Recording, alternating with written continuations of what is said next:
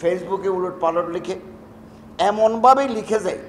গতকাল একটা পোস্ট পেলাম, ধর্ম উপদেষ্টা ডক্টর আহমদ খালিদ হোসেন এইমাত্র মারা গেছেন।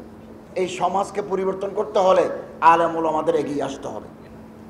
যার অন্তর অপরিষ্কার তিনি মানুষকে ভালোবাসতে পারেন না। আর ছোট মনের মানুষ দিয়ে বড় কাজ হয় না, বড় মন লাগে, বড় মন লাগে। এবং অন্তর পরিষ্কার হওয়াটা জান্নাতে যাওয়ার পূর্ব শর্ত।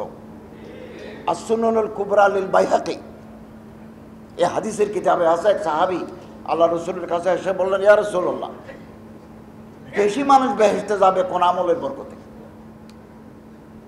কোন আমল? ক্বালা রাসূলুল্লাহ সাল্লাল্লাহু আলাইহি ওয়াসাল্লাম বিসালামতি সুদুরিহিম ওয়া সাখাওয়াতি আনফুসিহিম, যার অন্তর পরিষ্কার, অন্তর পরিচ্ছন্ন। There is no contamination in the heart, दिल में खदूरत नहीं, मैल कुचल नहीं। অন্তর পরিচ্ছন্ন মানুষ, সাদা মনের লোক। ও সাখাওয়াত আনফুসিহিম, তার হাত খোলা, মানুষকে দান করে, গরিব দুঃখী মানুষের পাশে দাঁড়ায়। এই দুই আমলের বরকতে বেশি মানুষ জান্নাতে যাবে। হাদিসের আরেকটা আবারত আছে, লা বিসলাতিহিম ওয়ালা বিসিয়ামিহিম, অধিক নফল নামাজ পড়ে নয়, অধিক নফল রোজা রেখে নয়।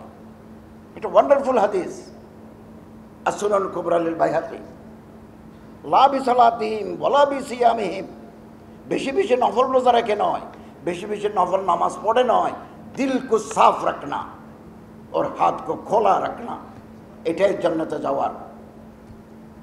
অধিকাংশ মানুষ যাবে, অন্য নেক আমল করলেও যাবে, এই দুই আমলের বরকতে যাবে। সাহাবী জিজ্ঞাসা করলেন, ইয়া রাসূলুল্লাহ, দুজকে যাবে, জাহান্নামে যাবে কোন আমলের কারণে? হযরত বলেন, তাও দুই আমল।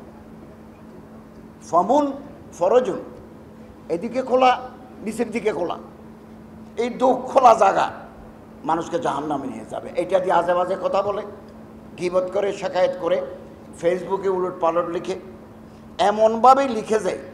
গতকাল একটা পোস্ট পেলাম, ধর্ম উপদেষ্টা ডক্টর আহমদ খালিদ হোসেন এইমাত্র মারা গেছেন।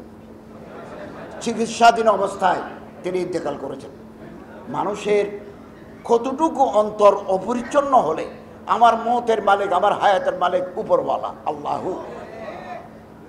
আমরা আপনারা সবাই মারা যাব, কিন্তু ফেসবুক হাতে আছে বলেই অন্তর কত অপরিচ্ছন্ন হলে এরকম কথা বলতে পারে।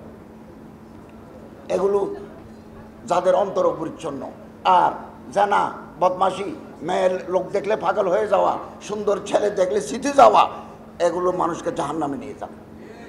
অতএব এই সমাজকে পরিবর্তন করতে হলে আলেম ওলামাদের এগিয়ে আসতে হবে।